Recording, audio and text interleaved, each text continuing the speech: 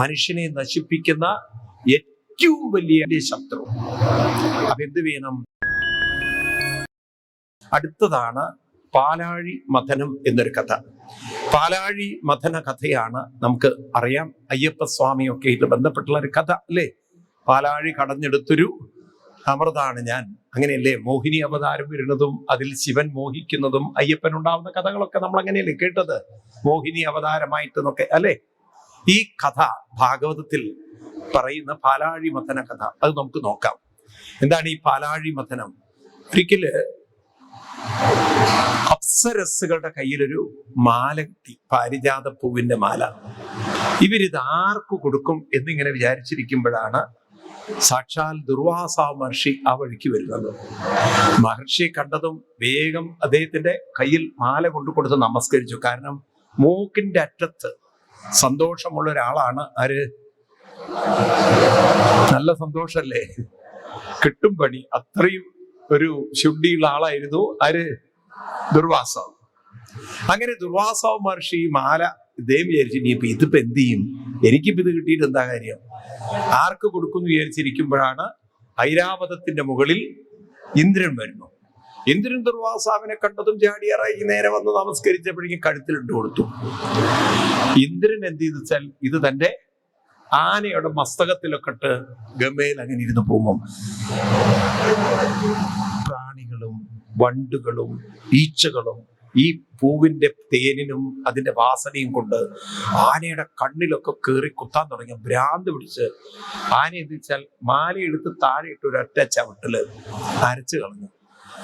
എന്നിട്ട് കലി തീരാതെ ആ മാല തുമ്പിക്കൈ കൊണ്ട് ഒറ്റയേറ് ദുർവാസാവിന്റെ മുഖത്ത് പോയി വീണു. ആ മുഖത്ത് എന്താ പൊതുവേ ഉള്ളത്? പുഞ്ചിരിയല്ലേ?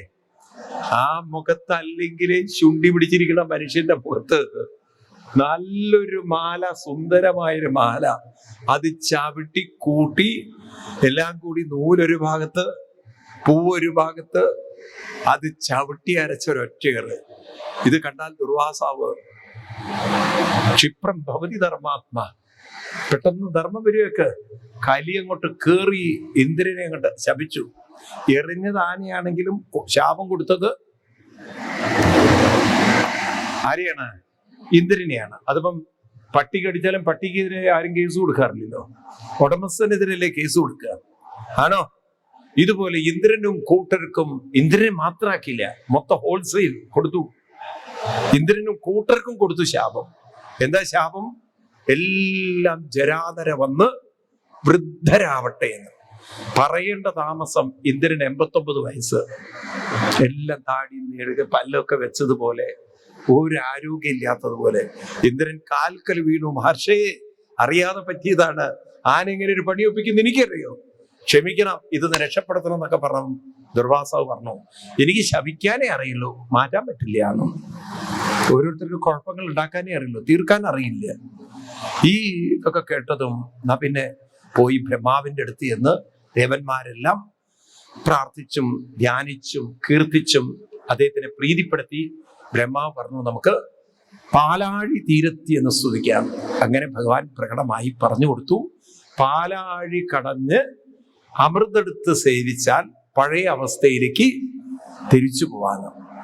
ഈ പാലാഴി കടയുക എന്ന് പറഞ്ഞാൽ ഇത് ആമസോണിൽ ഓർഡർ ചെയ്യാൻ പറ്റുകയാണെങ്കിൽ നന്നായിരുന്നു. ഇത് മെനക്കെടാൻ ആര് പറ്റും? അപ്പൊ പറഞ്ഞു മെനക്കെട് തന്നെ വേണമെന്ന്. അപ്പൊ എങ്ങനെ മെനക്കെടണം? അതിന് പാലാഴിയിൽ മന്ധരത്തെ കൊണ്ടിടും. ഈ മന്ധരത്തെ എന്ത് ചെയ്യണം?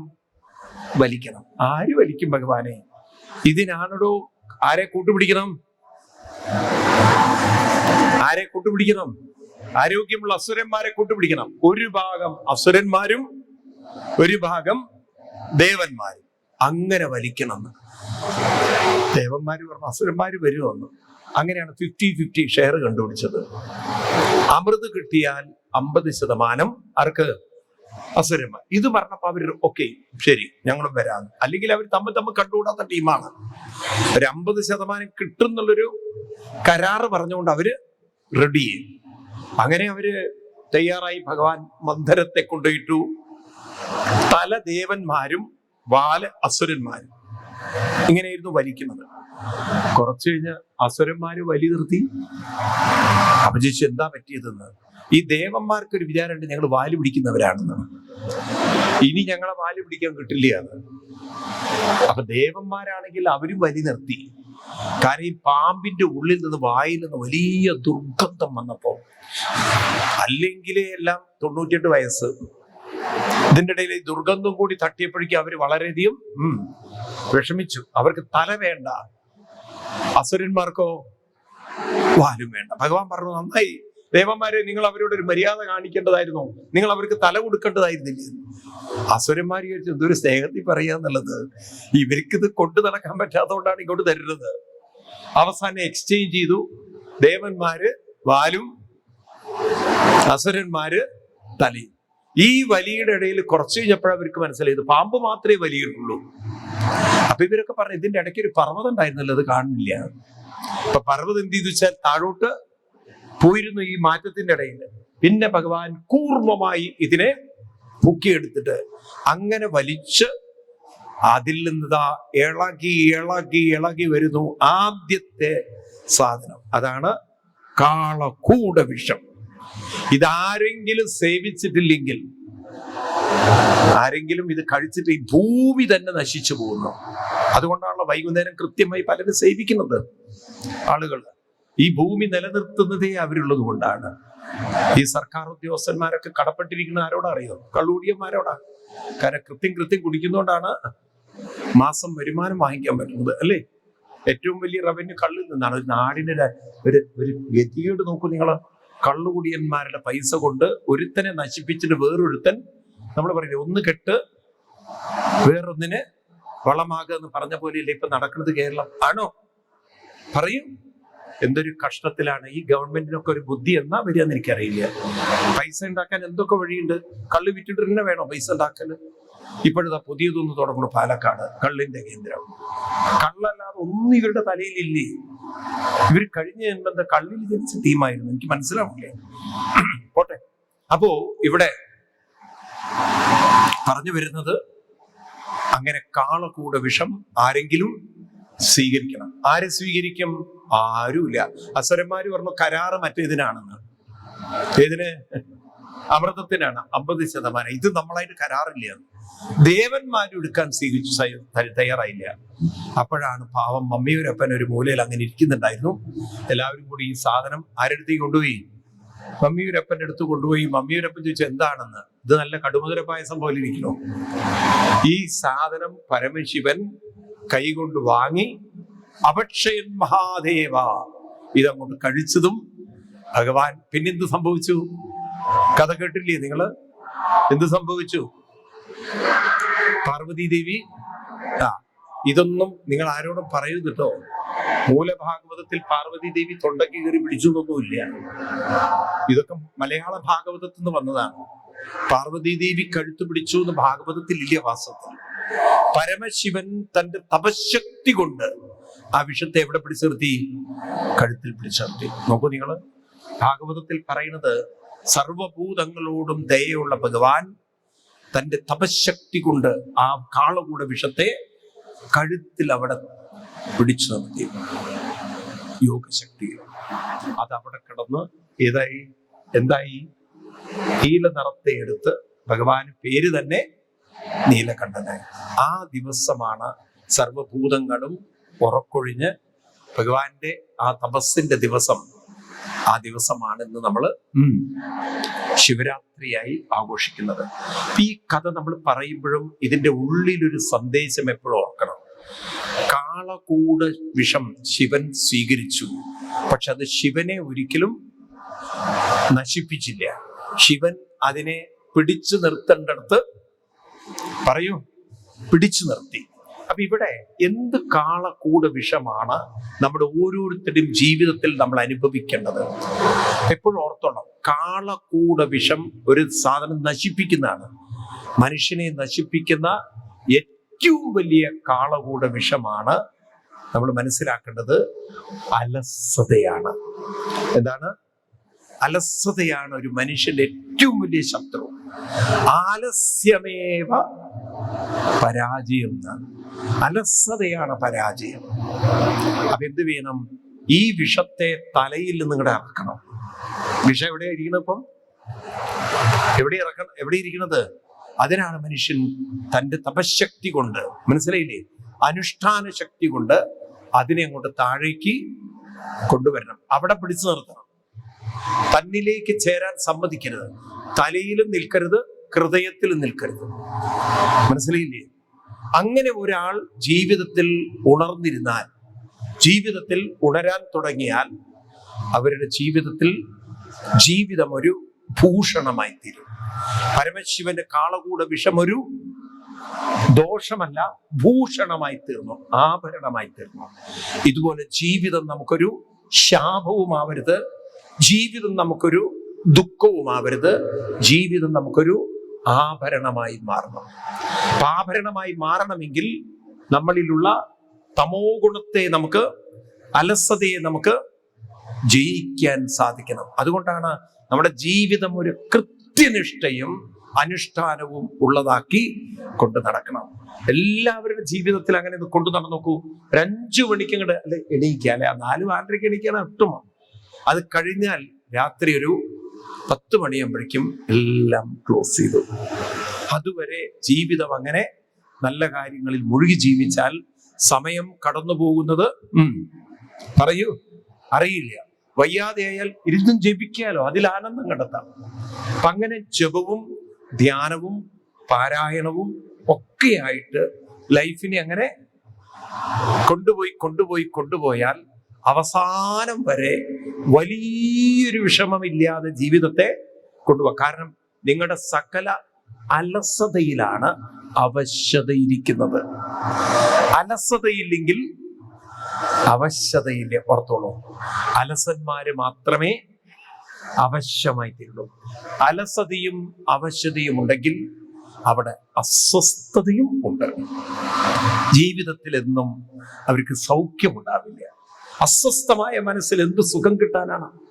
അതുകൊണ്ട് അലസമാവാനും അവശ്യമാവാനും അസ്വസ്ഥമായി ജീവിക്കാനും മനസ്സിനെ ഒരിക്കലും അവർക്ക് പറയൂ സമ്മതിക്കരുത്. ഗീതയില് 3-ാം അധ്യായത്തില് 5-ാം ശ്ലോകത്തിൽ കൃഷ്ണൻ പറയും, ഈ ജീവിതത്തിൽ ഏറ്റവും വലിയ കാളകൂടം ഏതാണ്? അവിടെ പറയും കൃഷ്ണൻ, നഹി കശ്ചിക്ഷണമഭി അകർമ്മകൃത തിഷ്ഠതി കാര്യദേഹി അവശകർമ്മ സർവ പ്രകൃതി ജൈർഗുണേ.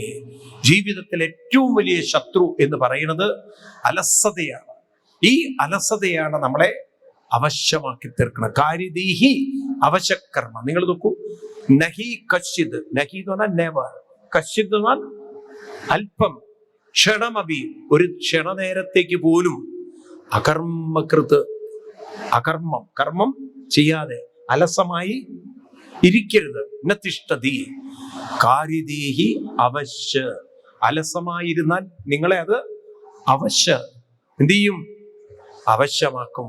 അത് നിങ്ങളുടെ ജീവിതത്തെ അസ്വസ്ഥമാക്കും. നിങ്ങളായി നിങ്ങളുടെ ജീവിതം തകർക്കും. മനസ്സിലായില്ലേ? എന്നാൽ എപ്പോഴും എന്തെങ്കിലും ഒരു എൻഗേജ്മെന്റ് ഉണ്ടെങ്കിൽ, മനസ്സ് ഒക്യുപ്പൈഡ് ആയാൽ സമയം കടന്നു പോകുന്നത് ഉറക്കെ പറയൂ അറിയില്ല. മനസ്സിലാവുണ്ട് നിങ്ങൾക്ക്? ഇന്ന് നോക്കൂ, ഇപ്പൊ ഇവിടെയൊക്കെ കാണും, ഗുരുവായൂരിലൊക്കെ രാവിലെ നിങ്ങൾക്ക് കാണാം 2-2:30 ആകുമ്പോഴേക്കും ആൾക്കാർ ദീപം, എനിക്ക് ഭാഗച്ചാർത്ത് തോന്നണം, എനിക്ക് രാവിലെ ഭഗവാനെ എന്താണ്, ഏത് ദർശനം വേണം? നിർമാല്യ ദർശനം. എന്നിട്ടൊരു രാവിലെയൊക്കെ തൊഴുത് റൂമിലെത്തിയാൽ, ഇവിടെ റൂമൊക്കെ എടുത്ത് താമസിക്കുന്നവരാണ്, ആ റൂമിലെത്തിക്കഴിഞ്ഞാൽ പിന്നെ സമാധി കേശവ, ആ ഒരൊറ്റ തൊഴുന്നതിന്റെ ക്ഷീണം വൈകുന്നേരം 4 മണി വരെ ഒറ്റ തീർക്കലാണ്. കാരണം ഇതൊരുവിധം ലോഡ്ജിലൊക്കെ നടക്കുന്ന കാര്യങ്ങളാണ്. ആണോ? ഭഗവാൻ പറയും, എന്തിനാ മഹാദ്രോഹി രാവിലെ വന്നത് എന്നുള്ളത്. പകല് മുഴുവൻ കിടന്നുറങ്ങാൻ നീ എൻ്റെ അടുത്ത് എന്തിനാ വന്നിരിക്കണത്? ആ കൃഷ്ണനാ പറയുന്നത്, ഒരു നേരത്തേക്ക് പോലും വെറുതെ ഇരുന്ന് അലസമായി ജീവിതം തീർക്കരുതെന്ന്. മനസ്സിലായില്ലേ? നന്നായി ഭഗവാൻ ആ ജീവനോടുകൂടിയ രൂപത്തിൽ അവിടെ ഇരിക്കാഞ്ഞത്. കാരണം പലർക്കും 2 കിട്ടുമായിരുന്നു. പോയി പണിയെടുക്കടാ വല്ലതെന്ന് പറയും. മനസ്സിലായില്ലേ? ഈ രൂപത്തിൽ അലസമായി ജീവിച്ചിട്ട് നിങ്ങൾക്ക് തോന്നുന്നുണ്ടോ പ്രാർത്ഥിച്ചാൽ കൃഷ്ണൻ നേരെയാക്കി തരുന്നു? കൃഷ്ണൻ പറഞ്ഞതനുസരിക്കല്ലേ വേണ്ടത്? ആണോ? എന്താ ഒന്നും മിണ്ടാത്തത്? ആണോ അല്ലയോ? അച്ഛൻ മരിക്കാൻ നേരത്ത് അദ്ദേഹത്തിന്റെ മക്കളോട് പറഞ്ഞു, എടാ, ഞാൻ നിങ്ങൾക്ക് വേണ്ടിയുള്ള സകല നിധികളും ആ വയലിൽ കുഴിച്ചിട്ടുണ്ടെന്ന്. കാരണം നിങ്ങളുടെ കയ്യിൽ തരാൻ എനിക്കൊരു ധൈര്യമില്ലാന്ന്. മക്കൾ കാത്തിരിക്കുന്നത് പോയി കിട്ടിയാൽ മതി എന്ന്. മക്കള് അച്ഛൻ മരിച്ചതും പിക്കാസും കൈക്കോട്ടെടുത്ത് കണക്കലോട് കണക്കല്. അതിന്നൊരു കുടം കിട്ടിയപ്പോ അച്ഛൻ കുഴിച്ചിട്ട നിധി അതൊക്കെ കൂടെ തുറന്നു നോക്കുമ്പോ അതിൽ എഴുതിയിരിക്കുകയാണ്, കളച്ച സ്ഥിതിക്ക് വല്ല വിത്തും പാകിക്കോളൂ എന്ന്. ഇത് തന്നെയാണ് വലിയ നിധി. ഞാൻ പറയണം, അച്ഛൻ എഴുതി വെച്ചിരിക്കേണ്ട ഒരു കുടത്തിന്റെ അകത്ത് ഇനി വല്ലതും വിത്ത് പാകിക്കോളൂ, ഇത് തന്നെയാണ് വലിയ നിധി എന്ന് പറഞ്ഞാൽ എന്തായിരിക്കും? നിങ്ങളൊക്കെ അങ്ങനെ ചെയ്യാവൂ? ഈ രീതിയിൽ അലസമായി ജീവിക്കുന്നവന് പിന്നെ എന്ത് നേടാൻ പറ്റും? മനസ്സിലായില്ലേ? ഊർജത്തിൽ ജീവിക്കുക. അതാണ് ഗീതയിലെ 10-ാം അധ്യായത്തില് 44-ാം ശ്ലോകത്തിൽ കൃഷ്ണൻ പറയും, ഏതദ് വിഭൂതിമസത്വം ശ്രീമദൂർജിതമേവ ച തത്തദേവാവഗച്ഛത്വം മമ തേജോംശ സംഭവാന. ഊർജിതമേവ ച, ഒരു ജീവിതമുണ്ടോ അത് ഊർജത്തിൽ ജീവിക്കുന്നതാണ്. മമ തേജോംശ സംഭവ, നിങ്ങൾ എൻ്റെ തേജസ്സാണ്, നിങ്ങളിൽ എൻ്റെ തേജസ് നിറഞ്ഞിരിക്കുകയാണ്, അതിനെ ഉണർത്തുന്നതാണ്. ശ്രീമദ് ഊർജിതമേവ ച തത്തദേവാവഗച്ഛത്വം മമ തേജോംശ സംഭവ. കിട്ടിയ ശ്ലോകം 10-ാം അധ്യായത്തിൽ 40-ൽ ഗീതയിലെ 10-ൽ 41 ഏതദ് വിഭൂതിമസത്വം ശ്രീമദ് ഊർജിതമേവ ച തത്തദേവാവഗച്ഛത്വം മമ തേജോംശ സംഭവ. നിങ്ങൾ ഓരോരുത്തരും എൻ്റെ തേജസ്സാണ്, നിങ്ങളിൽ ഓരോരുത്തരിലും എൻ്റെ ചൈതന്യം നിറച്ച് ഞാൻ വെച്ചിട്ടുണ്ട്. അതിനെന്ത് ചെയ്യണം? അരണി കടയുന്നത് പോലെ ഒന്ന് ഉണർത്തിയെടുക്കണം. എപ്രകാരമാണോ പാലിൽ വെണ്ണ ഇരിക്കുന്നത്, കടയണം. അങ്ങനെ ഇവിടെ പാലാഴി കടഞ്ഞാദ്യം കാളകൂടം വന്നു, പിന്നെയും കടയിൽ തുടങ്ങി, അതിൽ നിന്നാണ് ഓരോന്ന് വരുന്നത്. ലക്ഷ്മി ദേവി വന്നു, മഹാലക്ഷ്മിയാണത് കണ്ടപ്പോഴേക്കും എല്ലാവരും അത് നമുക്ക് വേണം തലയുണ്ടാൻ തുടങ്ങി. കാളകൂട വിഷം കഴിച്ച ശിവനും ചെറിയൊരു മോഹം വെക്കാനില്ല. എന്നാൽ മഹാലക്ഷ്മി ചെന്ന് ഗുരുവായൂരപ്പന്റെ കഴുത്തിൽ മാനയിട്ടിട്ട് പറഞ്ഞു, ഞാൻ ഇവിടെ കൂടിക്കോളാന്ന്. അങ്ങനെ ഭഗവാന്റെ ഭക്തിയായി ആര് മാറി? മഹാലക്ഷ്മി. അതുകൊണ്ട് എപ്പോഴും ഓർത്തോളേ, ഈ പലപ്പോഴും പലർക്കും അറിയില്ലത്, ഈ ലക്ഷ്മിയുടെ പിന്നാലെ പോകുന്നവർക്കൊക്കെ പ്രശ്നമാണ്. അതെന്താണ്? നിങ്ങൾ നോക്കൂ, വല്ലാതെ പൈസ ഉണ്ടാക്കപ്പോ കണ്ടില്ലേ, പാതി വിലയ്ക്ക് സ്കൂട്ടർ, ഇപ്പൊ മൊത്തം വീടി നിറഞ്ഞിരിക്കുകയാണ്. ഈ ചുളുവിലൊക്കെ പണം ഉണ്ടാക്കാൻ സ്വർണം കടത്തി ഭഗവാൻ എന്തോ ഭാഗ്യത്തിന് 9 ദ്വാരേ തന്നുള്ളൂ മനുഷ്യന്. അല്ലെങ്കിൽ ഏതൊക്കെ ദ്വാരം കൂടി ഉണ്ടായിരുന്നെങ്കിൽ കൊണ്ടുവരുന്നു ആലോചിച്ച് നോക്കൂ മനുഷ്യന്റെ അവസ്ഥ അല്ലേ. സ്വർണം കടത്താൻ ഇങ്ങനെ പല രീതിയിലും പണമൊക്കെ ഉണ്ടാക്കി പല തട്ടിപ്പും വെട്ടിപ്പും എത്ര കാലം, അവസാനം കടിച്ചതുമില്ല പിടിച്ചതുമില്ല. ഉണ്ടോ? ഒക്കെ കയ്യിൽ നിന്ന് പോയി.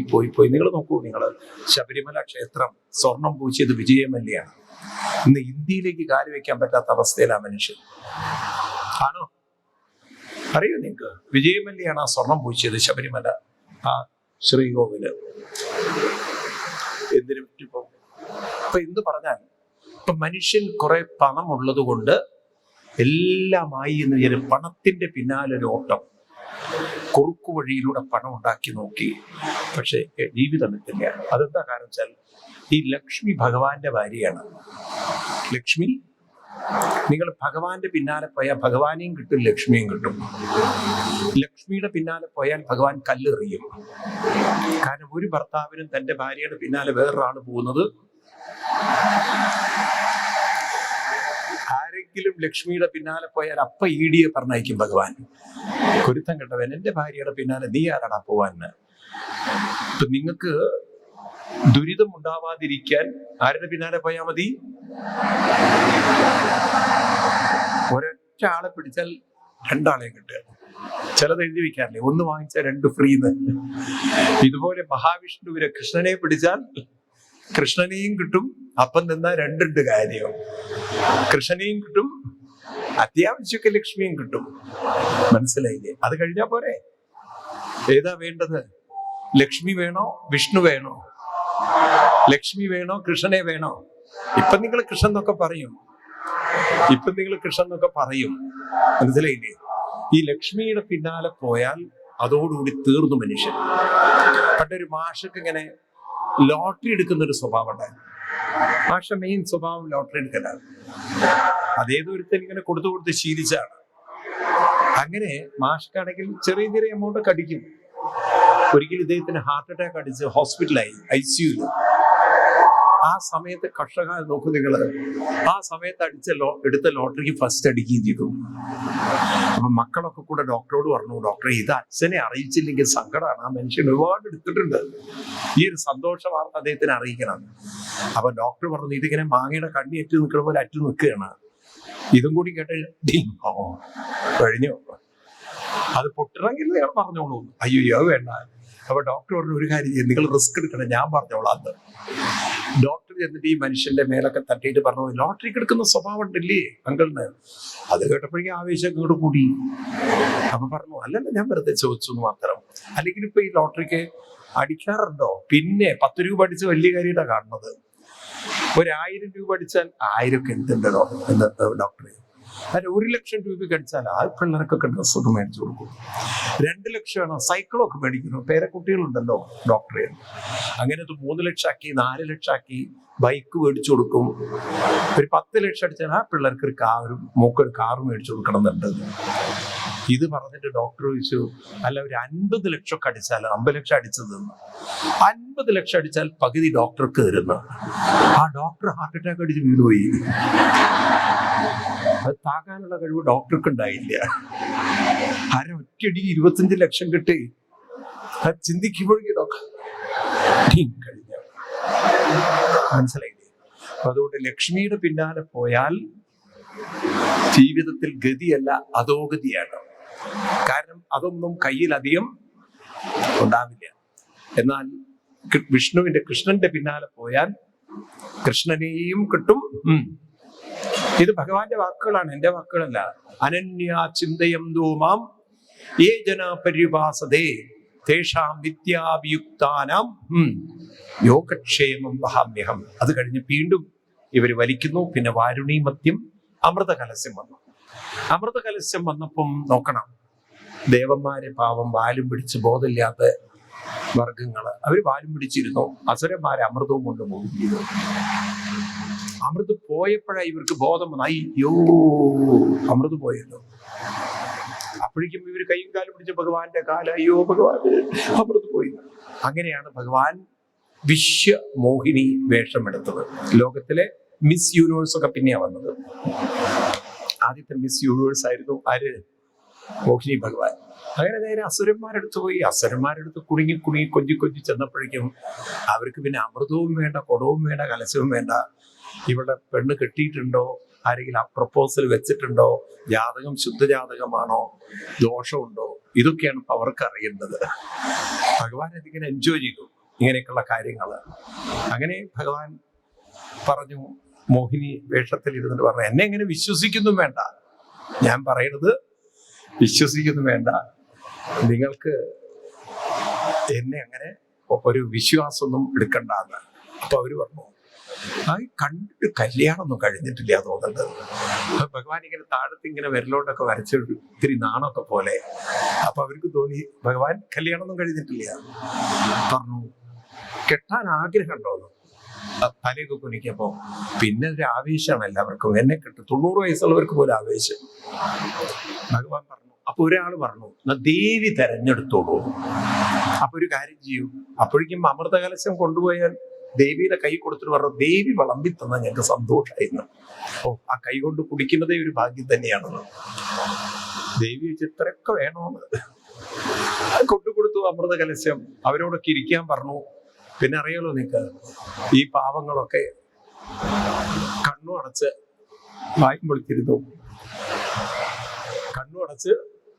വായും പൊളിച്ചിരുന്നു. അതിനിടയ്ക്ക് ഭഗവാൻ പറഞ്ഞിട്ടുണ്ട്, കണ്ണു തുറക്കരുതെന്ന്. തുറന്നാ പിന്നെ കെട്ടില്ല എന്ന്.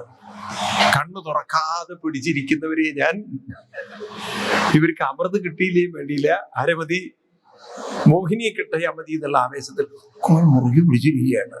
എങ്ങനെയെങ്കിലുമൊക്കെ കണ്ണ് തുറന്നു പോകുന്നു പേടിച്ചിട്ട്. അതിൻ്റെ ഇടയ്ക്ക് ഭഗവാൻ മറ്റവർക്ക് കണ്ണിട്ട് കാണിച്ചു, വേഗം വന്നിരിക്കുന്നു. ദേവന്മാര് വന്നിരുന്നു. ആ ദേവന്മാരുടെ വായിൽ അമൃതം കൊണ്ട് വിളമ്പി.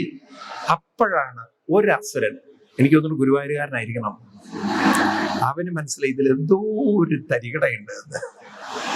ഇതിലെന്തോ ഒരു തരികട. നോക്കുമ്പോ എന്താണ്, ദേവന്മാരൊക്കെ അമൃത സുഭിക്ഷമായിട്ട് കഴിക്കണോ, പാവങ്ങൾ എല്ലാം വായും പൊളിച്ച് മേലോട്ട് നോക്കിയിരിക്കുന്നു. അപ്പൊ അവന് മനസ്സിലായി ഇത് നമ്മളെ പറ്റിച്ചതാണ്. വേഗം അവനൊരു ദേവരൂപമൊക്കെ എടുത്ത്, സൂര്യചന്ദ്രന്മാരുടെ ഇത്തിരി സ്പേസ് ഉണ്ടായിരുന്നു, അവിടെ ചെന്നിരുന്നു. ഇവന്റെ വായിൽ അമൃതൊഴിച്ചപ്പോഴേക്കും കഴുത്ത് വരെ അമൃതെത്തിയപ്പോഴേക്കും സൂര്യദേവനും ചന്ദ്രദേവനും പറ്റിച്ചു. ഇവൻ അസുരനാണ്. ഒരിക്കലും പോവാൻ സുദർശന ചക്രം കൊണ്ട് മുറിച്ചു. പക്ഷെ അമൃതം തട്ടിയത് കൊണ്ട് ഇവന്റെ തലയ്ക്ക് നാശമില്ല. ഇവൻ തന്നെ കാണിച്ചു കൊടുത്ത ദേഷ്യത്തിന് സൂര്യനെ വിഴുങ്ങും, ചന്ദ്രനെ വിഴുങ്ങും. ഈ ചന്ദ്രന്റെയും സൂര്യന്റെയും ഒക്കെ വിഴുങ്ങലാണ് സൂര്യഗ്രഹണവും ചന്ദ്രൻ. ഇവനാണ് രാഹുവും കേതുവും ഒക്കെ. അപ്പൊ നോക്കൂ, എത്ര മനോഹരമായിട്ടാണ് വ്യാസഭഗവാൻ ഒരു പ്രകൃതിയുടെ അത്ഭുതത്തെ കഥാരൂപത്തിലൂടെ അവതരിപ്പിച്ചിരിക്കുന്നത്. മനസ്സിലായില്ലേ? അങ്ങനെ ഈ അമൃത് ദേവന്മാർക്ക് കിട്ടുന്ന കഥയാണ് പാലാഴി.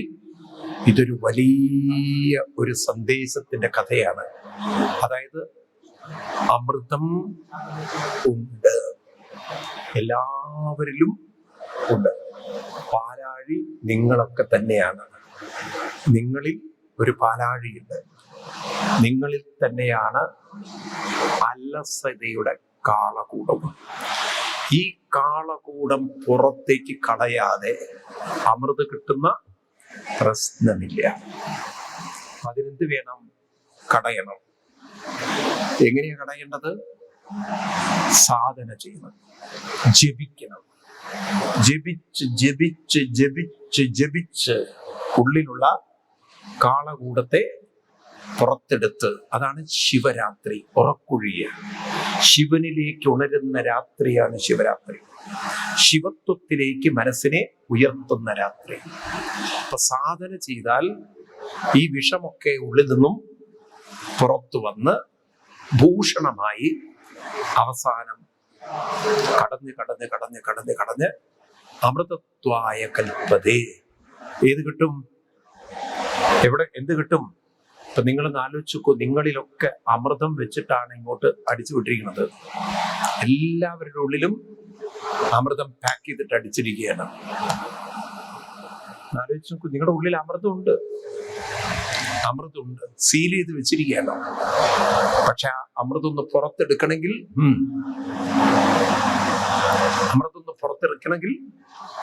കാളകൂടം കഴിയണം, പുറത്തെടുക്കണം. നിരന്തരമായി തൈര് കടയുന്ന പോലെ മനസ്സിനെ കടയണം. ഈ കടയലാണ് സാധന.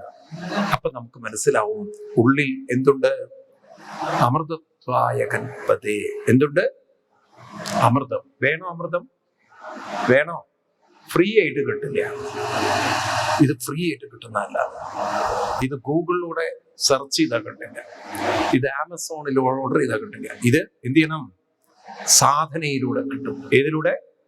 അതാണ് മന്ദരോധാരകൂർമ്മം എന്നൊക്കെ പട്ടതിരിപ്പാടൻ എഴുതിയത്. മഞ്ജീരം മഞ്ജുനാഥൈരിവദനം ശ്രേയയിത്യാലവന്തം പാദാഗ്രം ഭ്രാന്തിമജ്ജൽ പ്രണതജനമനോ മന്ദരോദ്ധാരകൂർമ്മം. മനോമന്ധരോദ്ധാരകൂർമ്മം. ആരാണ്? മനോമന്ധരം. അപ്പൊ എവിടെയാണ് ഈ കടയില്? മനോമന്ധരോദ്ധാരകൂർമ്മം എന്നൊക്കെ പറഞ്ഞാൽ എവിടെ? കടയില്. പുറത്തെവിടെയാണോ? എവിടെയാണ്? ഉള്ളിലാണ്. ഈ കടയിലാണ്, സാധനയാണ് അമൃതത്വത്തിലേക്ക് നമ്മളെ ഉയർത്തുന്നത്. എല്ലാവരും അമൃതത്വത്തിന്റെ സന്തതികളാണ്. നമ്മുടെ ഉപനിഷത്തിൽ പറയും അമൃതസ്യ പൂരുഷ എന്നാണ്. മനുഷ്യനെ അഭിസംബോധന ചെയ്തിരിക്കുന്നത് your the son of children of immortality എന്നാണ്. അമൃതത്വത്തിന്റെ സന്തതികളെ എന്നാണ്. അമൃതത്വമുള്ളിലുള്ളവരാണ്. ആരാ മനുഷ്യൻ? ഹു ആർ യു എന്ന് ചോദിച്ചാൽ എന്താ ഉത്തരം പറയേണ്ടത്? എന്താ പറയേണ്ടത്? അമൃതത്വത്തിന്റെ സന്താനമാണ്, അമൃതത്വത്തിന്റെ അംശമാണ്, അമൃതത്വം ഉള്ളിലുള്ള ആളാണ്. ആര്? കൂടെ വന്നില്ല, മനുഷ്യൻ. മനീഷ കൊണ്ട് അമൃതത്വത്തെ എടുക്കാൻ സാധിക്കുന്നത് കൊണ്ടാണ് മനുഷ്യൻ എന്ന വാക്ക് വന്നത്. മനീഷ എന്ന് പറഞ്ഞാൽ മനീഷ, ബുദ്ധി. മനസ്സും ബുദ്ധിയും കൊണ്ട് പ്രയത്നിച്ചാൽ അമൃതത്വത്തെ നേടിയെടുക്കാൻ സാധിക്കുന്നത് കൊണ്ടാണ് നമുക്ക് എന്ത് പേര് വന്നത്? മനുഷ്യൻ എന്ന പേര് വന്നത്. ആരാ മനുഷ്യൻ? മനസ്സിലായില്ല. മനീഷ കൊണ്ട്, ബുദ്ധിയും മനസ്സും കൊണ്ട് അമൃതത്വത്തെ ഉണർത്താൻ കഴിയുന്നവരാണ് ആര്? മനുഷ്യൻ. മനുഷ്യനുണ്ടല്ലോ. അപ്പൊ മനുഷ്യനാണ്. അങ്ങനെയുള്ള മനുഷ്യനെ വിളിക്കുന്ന പേരാണ് അമരം, അമരൻ, മരണമില്ലാത്തവൻ. അസതോമാ സത്കമയ തമസോമാ ജ്യോതിർഗമയ മൃത്യോർമ അമൃതം ഗമയ. ഈ മൃത്യുവിൽ നിന്നും അമൃതത്വത്തിലേക്ക് നമ്മളെ ഉയർത്താൻ സാധന കൊണ്ട് സാധിക്കും. അപ്പൊ നിങ്ങളെയൊക്കെ ഇങ്ങോട്ട് വിട്ടപ്പോൾ ഉള്ളിലൊരു കലശം മുഴുവൻ സീലടിച്ച് വന്നിട്ടുണ്ട്. എന്ത്? അമൃതം ഉള്ളിലുണ്ട്. തുറക്കട്ടെ, ഉണർത്തട്ടെ. വേണോ? പണിയെടുക്കണം. വെറുതെ കിട്ടില്ല, ഓസിക്കൊന്നും കിട്ടില്ല. ഇതിന് നല്ല മെനക്കെടലുണ്ട്. അതുകൊണ്ടാണ് ആത്മീയത അത്ര എളുപ്പമുള്ളൊരു വഴിയല്ല. കാരണം അലസത സമ്മതിക്കില്ല. അലസത മനുഷ്യനെ അവശനാക്കും, അസ്വസ്ഥനാക്കും, അടിമയാക്കും. പിന്നെ ഇങ്ങനെ നന്നാവുക. അതുകൊണ്ട് ഒരു വിട്ടുവീഴ്ചയും ആരോടുണ്ടാവരുത്? ഈ അലസതയോട് കാണിക്കരുത്. കൃത്യനിഷ്ഠ കൊണ്ട് നടന്ന്, അനുഷ്ഠാനം കൊണ്ട് നടന്നാൽ മനസ്സിനെ അമൃതത്വത്തിലേക്ക് ഉയർത്താം. മനസ്സിലാവുണ്ടല്ലോ? നിങ്ങളെല്ലാം അമൃതത്വം അനുഭവിക്കാൻ യോഗ്യരാണ്, അർഹരാണ്. അതിനുള്ള എല്ലാ അനുഗ്രഹങ്ങളും ഉള്ളവരാണ്. അതുകൊണ്ട് ഒരിക്കലും ദുഃഖിച്ചും വിഷമിച്ചും സമയം ഒരിക്കലും പാഴിലാക്കി കളയരുത്. എന്തിനാ ഭൂമിയിലേക്ക് വന്നത്? അമൃതത്വത്തിലേക്ക് ഉയർത്താനാണ്. മനസ്സിലാവുണ്ടോ? ഇത് മനസ്സിലാക്കി നിങ്ങളൊന്ന് ജീവിതം കൊണ്ട് നടന്നു നോക്കൂ. എന്താ ഒരു ആനന്ദം എന്നറിയോ? സമയം കടന്നു പോകുന്നതേ അറിയില്ല. ഇപ്രകാരം ഈ കഥ പറഞ്ഞതിന് ശേഷം ഇനി നമുക്ക് കാണേണ്ട ഭാഗമാണ്. ഈ കഥയ്ക്ക് ഒരുപാട് പെർസെപ്ഷൻ ഉണ്ട്. ഈ പാലാഴി മഥനം എന്നത് പ്രപഞ്ചത്തിൽ അനസ്യൂതം കടയിൽ ഇങ്ങനെ നടന്നുകൊണ്ടിരിക്കുകയാണ്. ഈ പ്രപഞ്ചം തന്നെ ഒരു മിൽക്കി വേ, ഒരു കടൽ ഒരിങ്ങനെ കടഞ്ഞുകൊണ്ടിരിക്കുകയാണ്. അതായത് കടയുക എന്നാൽ അർത്ഥം, ഒരു വശത്ത് ശ്രദ്ധിക്കണം, ഒരു യൂണിവേഴ്സ് നശിച്ചു പോകുമ്പോൾ വേറൊരു യൂണിവേഴ്സ് ഉണ്ടായിക്കൊണ്ടിരിക്കുക. അപ്പൊ ഈ ഭൂമി പോയാൽ വേറൊരു ഭൂമി, ഒരു ശരീരം പോയാൽ അപ്പൊ നമ്മുടെ ശരീരം തന്നെ നോക്കൂ നിങ്ങൾ. കുറെ സെല്ലുകൾ നശിച്ചുകൊണ്ടിരിക്കുന്നു, പുതിയ സെല്ലുകൾ ഉണ്ടായിക്കൊണ്ടിരിക്കുക. എങ്ങനെ? അനസ്യൂതം. ഇത് തന്നെയാണ് മനസ്സിലും ഉണ്ടാവേണ്ടത്. നല്ല നല്ല നല്ല ചിന്തകളും വികാരങ്ങളും വിചാരങ്ങളും ഉണർന്നുണർന്നു വരണം. മനസ്സിലായില്ലേ? വേണ്ടാത്തതിൻ്റെയൊക്കെ ശക്തി കുറയണം. അതിന് നമ്മൾ നാമജപാതി കടയൽ ഉള്ളിൽ ഉണ്ടായിട്ടില്ലെങ്കിൽ വേണ്ടാത്ത കാളകൂടത്തിന്റെ അലസതയും അവശതയും കുമിഞ്ഞുകൂടിയാൽ അമൃതം ഉണ്ടായിട്ടും, ഉറക്കെ പറയൂ, അമൃതം ഉണ്ടായിട്ടും കാര്യമില്ല. ഒരിക്കലും ഒരു വീട്ടില് ഒരു അച്ഛനും മകനും അമ്മയും മാത്രം, ഒരുപാട് ഭൂസ്വത്തുള്ളവരായി. അപ്പൊ ഈ കുട്ടിയുടെ അമ്മ പെട്ടെന്ന് മരിച്ചു. അമ്മയ്ക്കാണെങ്കിൽ അമ്മയുടെ സ്വത്ത് ഒരുപാടുണ്ട്. എല്ലാവർക്കും ദുഃഖമായി, എല്ലാവർക്കും. ഈ കുട്ടിക്കും ദുഃഖമായി. അത് കഴിഞ്ഞ് കാലം മുന്നോട്ട് പോയി. ഇവന്റെ അച്ഛനും മരിച്ചു. ഇവൻ ഒറ്റപ്പെട്ടു. ഇവൻ ഭയങ്കര ദുഃഖത്തിലേക്ക് പോയപ്പം ഒരാൾ വന്ന് ആശ്വസിച്ചു. നോക്കൂ, സത്യമാണ്, നഷ്ടമാണ്, കഷ്ടമാണ്, ബുദ്ധിമുട്ടാണ്. നേരത്തെ അമ്മയും പോയി, ഇപ്പം അച്ഛനൊക്കെ പോയി എന്നുള്ളത്. അപ്പം ഇവൻ പറഞ്ഞു, ഞാൻ അതിലൊന്നുമല്ല ദുഃഖിക്കുന്നത് എന്ന്. പിന്നെ എന്തിനാ ദുഃഖിക്കുന്നത്? അല്ല, എൻ്റെ അമ്മ മുത്തശ്ശി മരിച്ചപ്പോൾ അവരുടെ സ്വത്തൊക്കെ അനുഭവിക്കാൻ എന്റെ അമ്മയും ഞാനും മാത്രമേ ഉള്ളൂ. അപ്പൊ ആ സ്വത്തിന്റെ അനന്തരാവകാശി ആരായി? അമ്മ കഴിഞ്ഞാൽ പിന്നെ ഞാനായി. അതൊക്കെ എനിക്ക് എഴുതി വെച്ചു. അങ്ങനെയാണ് മുത്തശ്ശി പോയത്. അത് കഴിഞ്ഞ് അമ്മ മരിച്ചപ്പോ അമ്മയുടെ സ്വത്തും എനിക്ക് വന്നു.